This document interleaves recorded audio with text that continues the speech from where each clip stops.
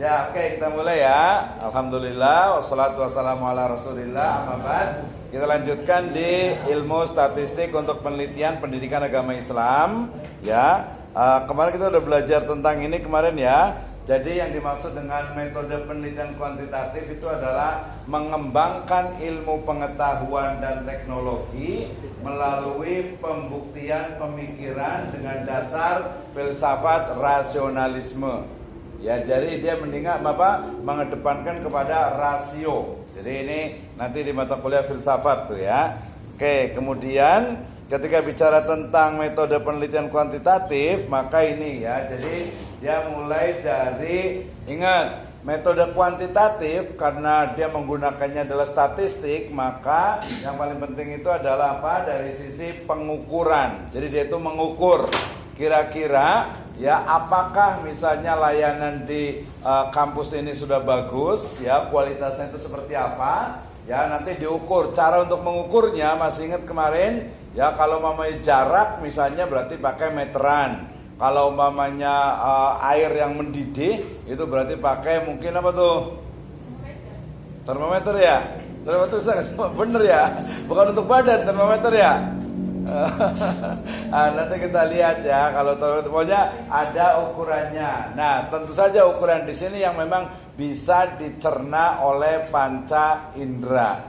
Ya, makanya kalau kemarin-kemarin itu kita bahas tentang sesuatu yang dekat dengan kita, ya dekat dengan mahasiswa misalnya tadi pengaruh daripada kira-kira yang hadir di sini yang tadi duluan, kira-kira kenapa ya dia datang duluan, ya kedisiplinannya kenapa nih on time gitu ya, bahkan before time, mungkin karena banyak pengaruhnya gitu ya, termasuk juga mungkin kira-kira yang dihadapi oleh mahasiswa itu apa saat ini, dari sisi apa nih, kira-kira apa nih? Ya, mungkin kalau cari kira-kira apa yang dihadapi mahasiswa sekarang, apa yang dirasakan agak sulit, menyusahkan, apa tuh? Kedisiplinan. Tapi kayaknya kalau kelas ini sih alhamdulillah sudah lumayan sih, udah cukup bagus kayaknya ada kedisiplinannya. Iya kan, udah terbukti ini kan udah separuh lebih gitu ya. Jadi yang lain nggak usah dianggap gitu ya. Yang ada aja di sini itu udah bersyukur. Jadi insyaallah ingat, kedisiplinan itu akan berpengaruh kepada diri kita dan juga kesuksesan masa depan kita ya. Jadi mulai dari kuantitatif itu adalah mengukur, kemudian untuk ukurannya itu berarti diperkirakan. Ya, jadi untuk mengetahui persisnya maka diperkirakan. Nah, perkiraan itu namanya hipotesis. Ya, misalnya kemana misalnya apa? Pengaruh kedisiplinan sekarang ini ya terhadap nanti hasil belajar. Kira-kira ada pengaruhnya tidak? Ada nggak kedisiplinan yang rajin-rajin nilainya itu lebih bagus? Ada tidak? Ya, bisa jadi ada, bisa jadi tidak. Tergantung juga kalau hadirnya itu adalah memang istilahnya apa, semangat, kemudian juga perhatian, itu berarti apa, ada pengaruhnya. Tapi untuk mengetahuinya itu namanya masih hipotesis, artinya masih apa, jawaban sementara. Ya mungkin kalau dosennya baik ya, atau dosennya itu sesuai dengan prosedur, berarti apa? Yang datang misalnya 90% atau yang datang dia 14 kali full, otomatis nilainya pasti lebih tinggi. Ya, yang mungkin di bawahnya lagi yang datangnya hanya 10 kali atau 12 kali, itu juga biasanya di bawahnya dari yang full. Kemudian kalau yang jarang masuk pasti akan memengaruhi. Ya, nah tadi kalau dosennya sesuai dengan, tapi dosen ada juga udah lihat aja yang penting nanti nilainya tidak seperti itu ya harusnya gitu. Jadi kemungkinan, jadi hipotesis itu adalah jawaban sementara. Dari apa? Dari teori yang sudah ada. Ini biasanya itu S1 ya. Jadi kalau S1 itu hanya membuktikan teori ataupun ya pertanyaan yang sudah ada di jurnal, di skripsi, di tesis. Ya, misalnya tadi kedisiplinan mahasiswa itu biasanya dipengaruhi oleh apa? Faktornya banyak sekali. Ya, mulai dari motivasi dirinya, kemudian yang kedua adalah pendidikan orang tuanya, kemudian manajemen waktu dari mahasiswanya itu sendiri. Ya, banyak pengaruhnya. Mungkin juga bisa jadi keluarga di rumah. gitu kan ya, dukungan keluarga dan lain sebagainya, termasuk juga mungkin jalan juga, jarak gitu ya, jarak itu biasanya juga mempengaruhi. Oke ya. Jadi suatu teori yang sudah diketahui itu artinya sudah ada, itu artinya teori itu sudah ada, tinggal kita membuktikan saja. Yang kedua itu ada yang baru, ini di S2 biasanya kira-kira selain tadi disiplin apalagi ya? Ya, yang belum diketahui dari sisi apa variabelnya. Kemudian semua pemikiran baru itu artinya sesuatu yang baru yang belum pernah dilihat oleh orang lain. Nah, misalnya nih, saya mau tanya ke Zaki dulu nih, betul di situ. Apa-apa biar aja. Oke, Zaki di sini. Kita mau pakai analisis. Zaki kira-kira kedisiplinan siswa, kedisiplinan mahasiswa, sebutkan 4 sebab kenapa mahasiswa itu bisa disiplin. Ya, coba. Enggak, kenapa? Maksud kenapa dia itu faktor, kenapa dia itu disiplin? Apa yang mempengaruhi kedisiplinan? Kedisiplinan ya kesadaran ya. Oh, kesadaran diri. Oke, bisa masuk ke motivasi diri. Yang kedua, selain itu apa lagi? Kenapa sih orang itu bisa disiplin? Ya, tidurnya nggak begadang. Hah? Nggak begadang. Oh, tidak begadang. Ya bisa juga, tapi dia masih kaitannya itu dengan waktu juga. Dia mengelola waktu, manajemen waktunya. Udah, yang kedua, yang ketiga. Apalagi coba? Kenapa Zaki suka disiplin nggak nih? Kadang-kadang sih. Ya udah, kalau pas disiplin kira-kira kenapa? Kalau sedang disiplin? Kalau sedang disiplin ya gosoknya alamnya kagak itu ya, tapi bukan Enggak, main game ya? Ngapain, main apa? Ya udah duduk, makasih. Jadi tadi kita bicara itu lama lah ya. Pokoknya kalau yang saat itu adalah teori yang sudah ada, maksudnya itu teori yang memang sudah disebutkan oleh banyak tokoh. Kita lanjut ya. Yang berikutnya adalah tadi masih ingat kalau jenis dari data, nanti yang perlu dihafalkan, yang perlu diingat itu adalah di kuantitatif, yaitu ordinal, interval dan rasio. Masih ingat nggak, Ikna? Data rasio itu data yang apa? Apa? Coba. Intinya adalah bahwa sesuatu yang sifatnya itu antara A dengan B itu berbeda. Ya, cantik misalnya, cantik itu 9 paling cantik, 8 agak-agak sedang, ya, kemudian 7 itu biasa, gitu ya, 6 itu mungkin pas-pasan. Nah, itu berarti dia beda tuh. Nilai, ingat ya, kalau di kuantitatif itu adalah nilai, artinya angkanya. Pinter atau kan pinter, nilai paling bagus, insya Allah nanti yang hadir ini ya, yang tadi datang-datang awal mungkin nilainya kehadiran itu udah 90. Ikna karena kemarin agak sakit juga ya, jadi mungkin 85 gitu ya. Zaki kayaknya sering terlambat nih, mungkin hanya 80 atau 85. Otomatis nilai yang 80 dengan 90 kan berbeda. Nah, itu namanya nanti disebut dengan data rasio gitu ya, data rasio. Nah, ini nanti saja ya. Oke, kemudian berikutnya ya masih terkait dengan ini kemarin ingat ya, simbolnya masih ingat kan? Yaitu N besar itu adalah populasi. Jadi di sini itu ada tadi lebih kurang kita sebut saja di sini 31 orang. Maka N besarnya adalah 31 orang. N kecilnya nanti sampelnya kita pilih laki-laki 4 nih, berarti saya ambil hanya 1. Kemudian perempuannya itu ada 8, berarti saya ambil 2. Itu nanti keterwakilan, nanti disebut dengan apa? Stratified sampling. Ya. Jadi nanti kalau kita mau buat penelitian di sekolah, satu sekolahan kan bisa saja siswanya itu ada 500.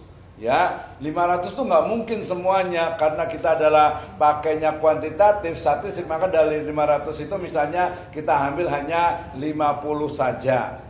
Ya, berarti berapa persen tuh? 10%. Ya, kalau mau berarti 100, berarti dia kalau 100 berarti berapa persen dari 500? Ya 20 lah ya. 20 atau berapa? 20 ya. Bener nih 20. 2 kali 5 10 ya bener lah. Kan matematikanya pintar semuanya nih. Oke lanjut ya. Ini kaitan dengan apa?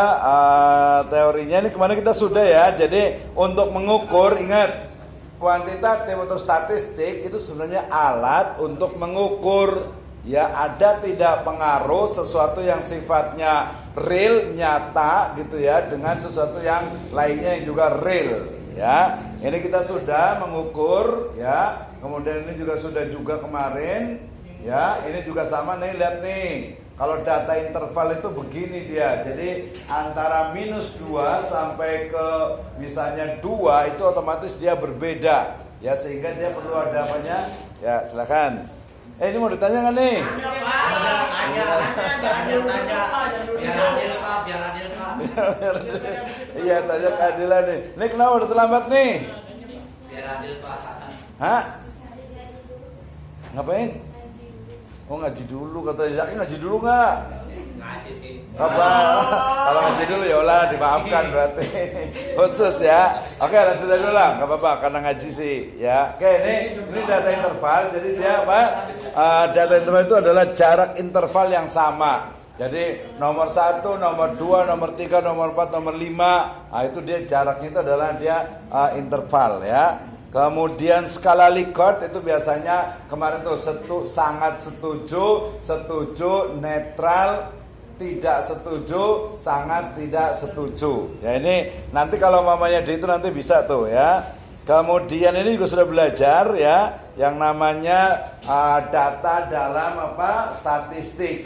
Deskriptif dia berarti hanya menjelaskan. Misalnya saya ingin tahu tentang kualitas sekolah A. Gitu ya, maka ada komponennya. Oh ternyata kualitas sekolahnya itu bagus. Saya mau nanya nih, ini kayak yang di pesantren ada berapa orang sih yang tinggal di pesantren? Ini sebagian besar tinggalnya di mana sih? Di rumah ya. Yang di masih ada di pesantren nggak sih? Ada Pak. Berapa orang coba angkat tangan? Yang di pesantren tinggalnya? Setengah Pak. Setengah apa nih? Kalau saya Pak kalong Pak. Berarti setengahnya tuh. Ya udah kita mau nggak apa-apa yang bukan pesantren misalnya sekolahan aja deh. Kira-kira di sekitar apa ya Cibinong ini sekolah Islam yang paling bagus di mana? Sekolah Islam yang paling bagus. Ada pesantrennya juga boleh. Sekolah yang paling bagus di mana sih? Al-Madinah. Bagus apanya ya? Nah, oke, jadi kalau ditanya bagus apanya, berarti dia ada komponen-komponen yang menunjukkan dia itu bagus. Itu namanya apa? Tadi datanya itu adalah jadi kalau kita menyebutkan, oh kualitasnya bagus, deskripsinya apa saja, mungkin yang kelihatan, ya apa? Oh ya peraturan boleh juga, tapi biasanya yang kelihatan yang fisik dulu biasanya. Ya, kelihatan di pinggir jalan gitu ya. Gambarnya tulisannya itu gede, pintu gerbangnya besar, kemudian ada apa namanya? Ada satpamnya ya. Terus yang masuk itu biasanya bawa mobil gitu ya. Baru nanti di dalam. Iya kan itu. Tapi sebenarnya belum tentu bagus juga. Maksudnya mungkin ada yang lain lagi yang bagus gitu ya. Misalnya, oh kan di situ ada Al-Azhar Sifabudi misalnya. Nah, itu bagus kan. Yang lain lagi yang bagus lagi di mana? Anu Krensani. Hah? Anu Krensani. Di mana tuh Anu Krensani? Akropolis. Akropolis. Dengan Al-Madinah bagus mana? Nah, nanti yang paling penting kalau itu namanya hipotesis perkiraan. Yang paling penting nanti buat penelitian tuh. Kemarin juga ada beberapa kakak kelas yang membuat yang skripsi di Al-Madinah. Jadi ingat juga skripsi itu kalau bisa ya pilihannya tuh banyak. Pilihannya tuh mulai dari sesuatu yang kita itu ingin tahu. Ya mumpung masih jadi mahasiswa. Saya pengen jadi apa? Saya jadi mahasiswa apalagi di pendidikan. Ya saya pengen pengen tahu sekolah yang paling bagus di mana, saya pengen masuk ke dalamnya, pengen tahu. Itu pentingnya kita menggunakan status mahasiswa. Termasuk juga sekarang juga sebenarnya nih, ya. Tapi tantangan yang paling di depan mata itu adalah KKM. Ya, siap nggak buat KKM nih? Iya. Jadi kalau tadi sebenarnya sama juga, KKM itu adalah kita datang ke tempat orang, kemudian kita mencari apa sih sebenarnya di situ yang apa sih yang kita pengen tahu itu apa. Rencananya insya Allah kan ke sebelah sana. di Sukaraja. Walaupun Sukaraja juga sih ke situ ya. Tapi kemungkinan besar kita carinya itu di dekat-dekat sebelah kanannya Sentul. Ya di Sukaraja lah. Ya tahu Masjid Kuba tahu? Masjid Kuba tahu ya. Pokoknya barisannya daerah Masjid Kuba lurus sampai ke Gunung Gelis. Nah, jadi di sana rencananya itu. Nanti kita udah bagi kelompoknya, dibaginya juga pakai aplikasi juga, aplikasi ngacak gitu ya. Nah, nanti tapi kalau ada yang maksa-maksa, aduh Pak, kayaknya saya nggak bisa daripada begini, mendingan saya ini aja nih Pak. Ya mungkin nanti agak-agak nego-nego lah dikit ya. Tapi kalau menurut saya sih mendingan ya ikuti aja nanti yang menantang gitu ya. Di Papua Pak.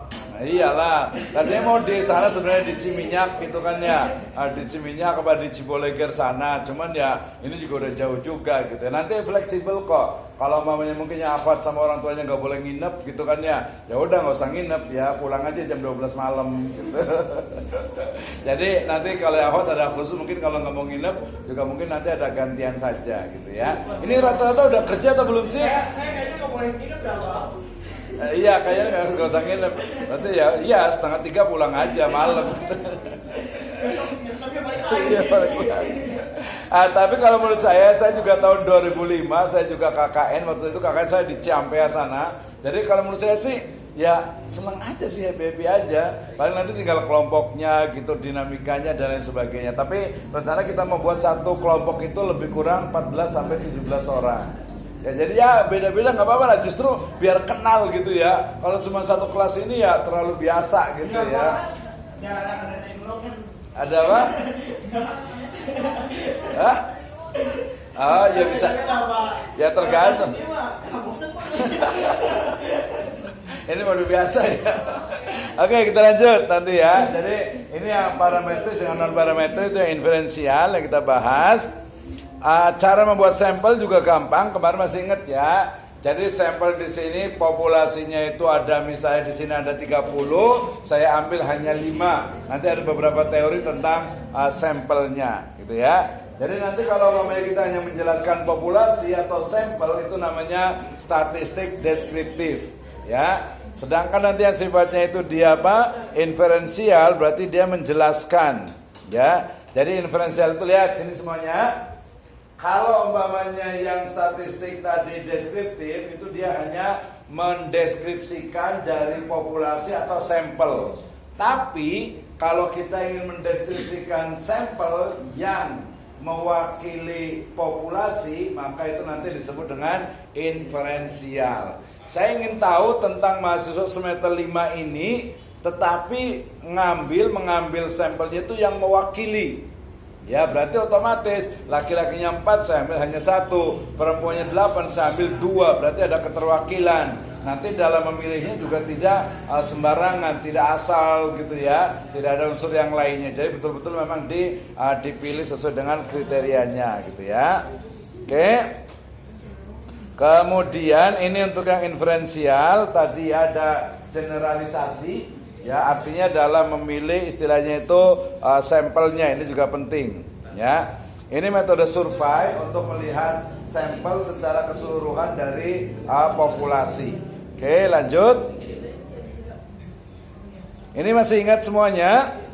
Jadi kalau kita penelitiannya kuantitatif, ya, itu mulai dari deskriptif. Deskriptif itu hanya menjelaskan, misalnya jumlah siswa di sekolahan ada berapa ya dalam setahun, kenaikannya, turunnya dan seterusnya ya. Kemudian kalau komparasi berarti 2 ya. Tadi kalau yang deskriptif berarti apa? Saya mau meneliti tentang misalnya kualitas pendidikan di Al-Madinah, itu berarti deskriptif.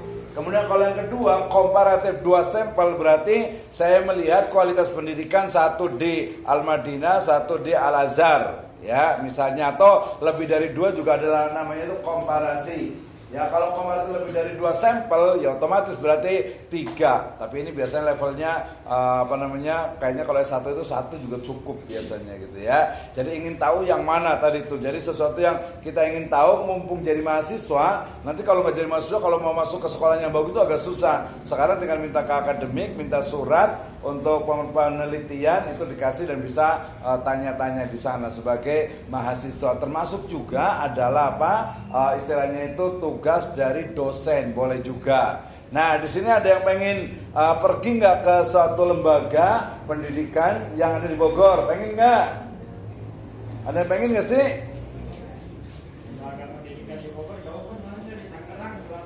Ya udah berarti yang di Tangerang berarti.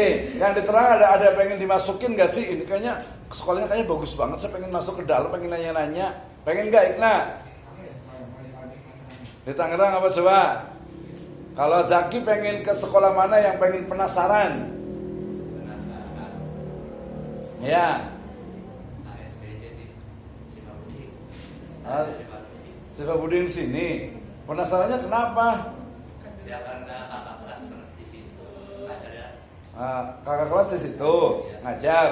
Terus kalau ada kakak kelas mah nggak usah, tinggal minta aja ke dia masuk ke dalam. Jadi maksudnya sesuatu yang atau mungkin bisa saja kan orang Bogor nih ya.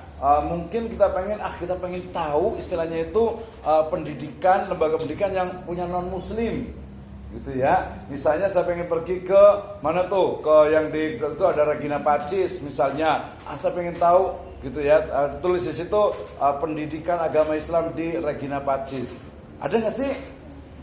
Ada sekarang itu karena ada undang-undangnya. Setiap siswa yang beragama diberikan pembelajaran agama oleh guru yang juga memiliki agama yang sama. Nah, seperti itu. Saya kemarin juga ke situ tuh, ke Cibinong yang ada di Insan Pertiwi. Di situ kan dia SD-nya itu semuanya ya, mau ada Hindu, ada Kristen, ada Katolik, ada Konghucu. Tapi Konghucu kemarin cuma satu, ada Buddha juga gitu ya. Ada yang Islam juga ngajar PAI juga, alumni kita ada yang di situ juga tuh di PAI situ. Ya, berani nggak nih pengen tahu gitu kalau di daerah sini apa namanya sekolah yang ini bagus mana sih yang non Muslim? Ada nggak? Yang di sini nih? Gak tahu ya. Ini rumahnya di mana sih? Tahu dia mau ke Medan. Hah? Medan. Oh Medan. Nah kalau di Medan berarti di sana sekolahnya apa? Banyak kali ya. Berarti nanti pulang ke Medan aja berarti penelitiannya. Oke, kalau yang ini rumahnya di mana? Di Sentul. Sentul kan banyak sekolah bagus ya. Di Sentul sebelah mananya? Sebelah pojoknya. Oh, Sentul sini berarti Sentul. Dikira Sentul City sana gitu. Oh, di situ ada sekolah yang bagus nggak? Ada. Ada ya. Sekolah apa namanya? SMP Sukaraja terus Pakuan. Itu swasta bagus. Yang Sukaraja negeri ya? Negeri. Kalau yang Pakuan? Negeri juga. Bagusnya apa di situ? Mungkin karena dari siswanya itu mungkin berkualitas juga karena dari sekolah juga jadi buat mengambil siswa yang prestasi. Prestasi. Ya udah berarti pengen ke situ.